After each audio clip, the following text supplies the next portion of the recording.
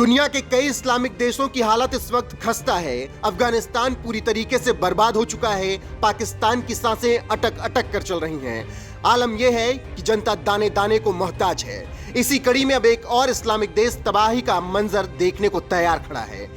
जी हां, एशिया और अफ्रीका से जुड़ा मुस्लिम मुल्क इस वक्त भीषण त्रासदी झेल रहा है।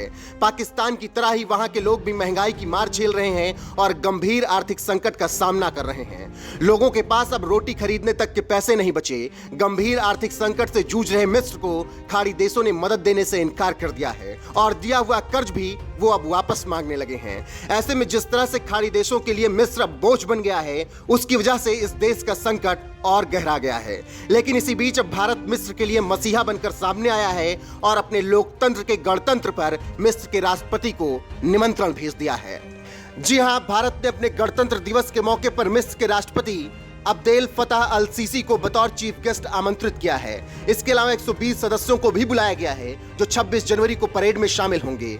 वहीं इस दौरे पर मिस्र के राष्ट्रपति से कई मुद्दों पर बात भी होगी और भारत सरकार संकट से जूझते इस देश की सहायता भी करेगा।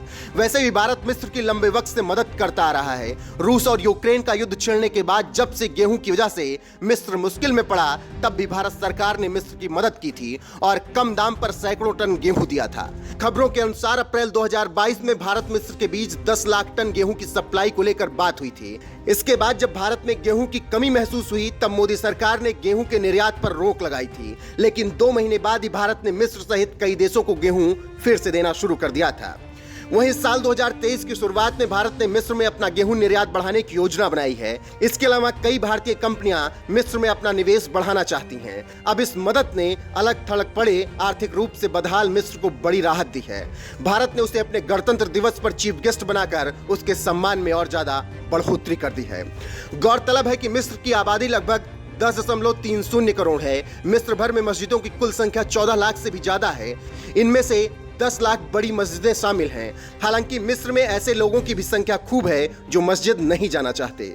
इसके बावजूद वहां की सरकार मस्जिदों पर पैसा बहा रही है, जिसकी वजह से देश कंगाल हो गया।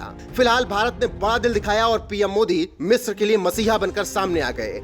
ऐसे में जिस तरह से खाड़ी देशों ने मिस्र का साथ छोड़ा और उसके लिए मुसीबत और ज्यादा बड़ी हो गई, उन्हें यह समझ लेना चाहिए कि भारत हमेशा से जरूरतमंदों के साथ खड़ा रहा है, चाहे वो अफगानिस्तान हो, श्रीलंका हो या फिर अब मिस्र। बाकी पाकिस्तान को अपनी करतूतों की सजा मिल रही है, वरना आज भारत उसकी भी झोली भरकर 2 वक्त की रोटी उसे भी मुहैया करा देता।